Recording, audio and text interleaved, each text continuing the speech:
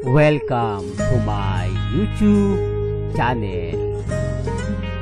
Kung bago ka lang sa channel na to at true-blooded Aldab Nation ka, tama po ang channel na pinuntahan mo. Kaya considering na po kitang bagong subscriber. At huwag mong kalimutan pindutin yung bell para lagi po kang updated sa bagong video na ilalabas ko. Salamat po sa iyong pag-click sa channel na to. Makakabisita ka lang. Dito na namin. Bye-bye po. Saan ka? Uuwi na. Bakit? Ano ba? Ano ba? Muna na. Bye ate, ingat!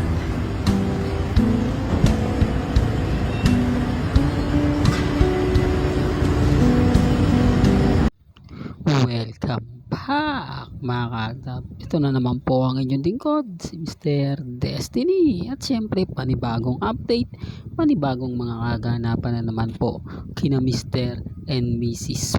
Polkerson. Napakasarap pakinggan mga kaagdab, napakasarap panoorin yung mga ganitong naglalabasan ngayon sa social media. Di po ba? Real talk mga kaaldab. At syempre itong topic natin ay isa na naman pong masasabi natin napakaganda. Dahil kahit papaano ay unti-unti na po na lumalabas talaga ang katotohanan. Bagamat maraming nagsasabi na hayaan mo na lang yan Mr. Destiny. Basta tayo alam natin ang kwento, alam natin ang buong istorya.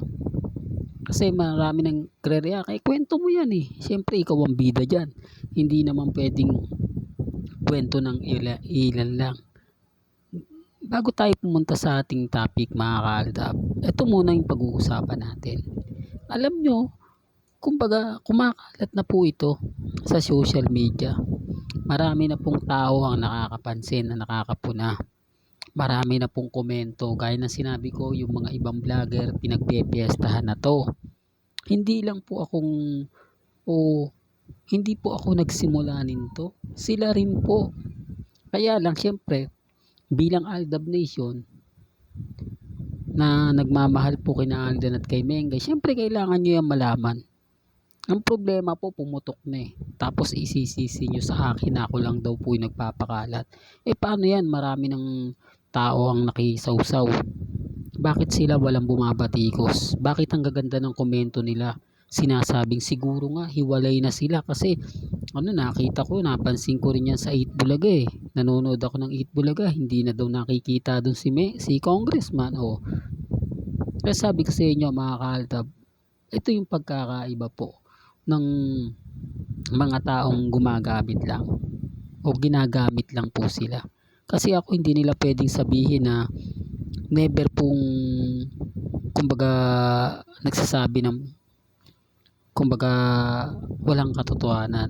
Bumabase po ako mismo sa komento ng tao at bumabase po ako sa mga bali-balita sa social media. Hindi ko naman to malalaman kung hindi rin naman po sa mga taong malalapit sa pamilya Polkerson. Hindi po ba? Hindi, real to kaya mga kaaldab. Kaya nga sinasabi nila, nako, pag si Mr. Destiny nagbabalita, fake news yan. Kasi sa akin nga po una nang gagaling. Sa akin nga po yung unang pumuputok. Ang problema mga kaaldab, kapag ako nauna, lahat ng pangbabatikos ng fake news sa akin lang mapupunta. Hindi po ba? Pero kapag boom na, marami nang nagkwento, marami nang lumabas, tayo po yung hindi na nabibigyan ng hindi po ba, importansya. Nakakalungkot lang po. Dahil sabi ko nga po sa inyo, may mga tao po talagang kapag nagte-trending ang Aldab, ginagamit po nila. Kapag nawala na, iiwan na.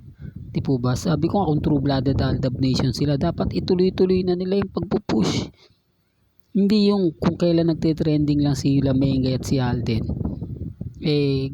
Ganun lang po sila susulpot. Ako masaya po ako kasi yung mga ibang content creator nagbabalikan.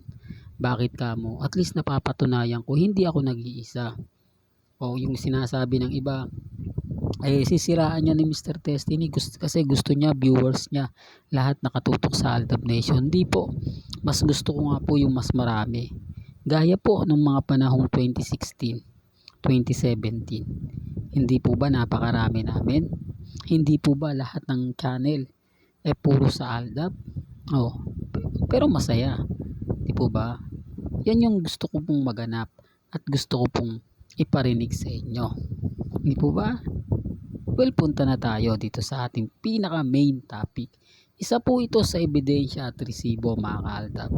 Resibo na kung saan pinapatunayan lang po nito na hindi na talaga nagpapakita si congressman para sunduin, ihatid si Maine Paul Quezon. Hindi po ba? Kaya nga sabi ko sa inyo, bakit ganon?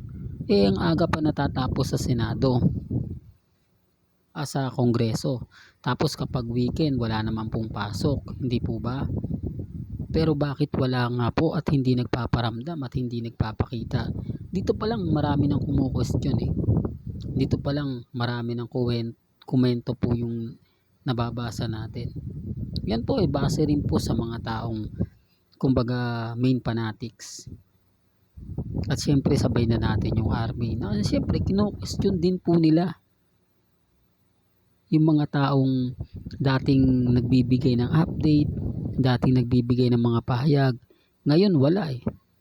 Hindi mo maririnig, hindi mo mararamdaman na naandyan sila. Totoo naman po eh. Wala na kasi, mga kaaldab. Ano man pilit ng gawin nila, ano man pong kumbaga gawin nilang pagtatakip para po sa issue, lalong nangangalingasaw. Di po ba? Sabi nga po o sa kasabihan nga po sa mga matatanda eh, kumbaga anumang baho ang itago lalabas at lalabas din. Ibig sabihin kahit anong lihim po ang itago nila malalaman at malalaman din po. Although mabagal ang dating, although sinasabi ng iba, nako ano lang yan, ganito lang yan, pero hindi po ba mas magandang may sumasagot? Hindi po ba mas maganda kung manggagaling po mismo sa dalawa? Hindi po katulad ng kumbaga, alam niyo na mga kaaldab, yung sa kapatid pa manggagaling. Di po ba? Kapatid pa yung magtatanggol. Real talk, mga kaaldab. Kaya nga po ko nagugulat na lang eh. Nagtataka. Pero okay na yan, mga kaaldab. Ang importante lang naman po sa atin maging matatag lang po kayo, maging kampante. Hayaan nyo lang po yung mga bitter na yan, hayaan nyo lang po silang mag-react, magkomento, kasi dito po nararamdaman ko na at ramdam na po natin yung mga presensya ni na Alden Richards at ni Maine Paul Quezon. Hindi man maibigay po ngayon lahat ng kabuuan, at least nakakaramdam na tayo. Ito na yung isa sa pinakahihintay po ng Aldab Nation, isa sa nagpapasaya po sa atin. Di po ba? Ulitin ko, mas maganda nga pong maraming content mga vlogger ngayon ng Aldab. Mas gusto ko yan dahil dito papatunayan lang po natin na hindi po tayo natitinag. Kaya lang nakakalungkot, mga Aldab, na may mga ibang vlogger na ginagamit lang po sila Mengay at si Alden sa pansariling interes. Di po ba? Pero sa bandang huli bibitiwan din. Di po ba? Nakakasakit, nakakatampo. Kaya nga po ilang mga mamis, mga titas, mga senyor, hindi ko kumbaga masabi na ganito ganyan, kasi nakakaranas din po sila. Alam din po nila. Kaya minsan ako nga po nababato na hindi, ganito ka lang Mr. Destiny. Pero tignan nyo po muna yung account ko. Simula 2015, doon nyo po malalaman kung gaano katinag at tatag ni Mr. Destiny. Real talk yan, mga kaaldab. Well, hanggang dito na lang po ang ating latest updates. Kaya kung gusto nyo pa po ng pinaka-latest at sariwang update, abay tumutok lang po kayo dito po sa channel ni Mr. Destiny para updated kayo sa mga bago at sa mga latest na i-upload po natin maya-maya lang. Kaya kung bago ka lang sa channel na to at isa kang true-blooded Aldab Nation na nagmamahal kila Mengay at Tisoy, tama po ang channel na pinuntahan mo. Kaya consider na po kitang bagong subscriber. At huwag mong kalimutang i-share ang mga video po natin sa mga mami, sa mga titas at sa mga senyor. Hanggang sa muli, salamat po sa panonood at pakikinig.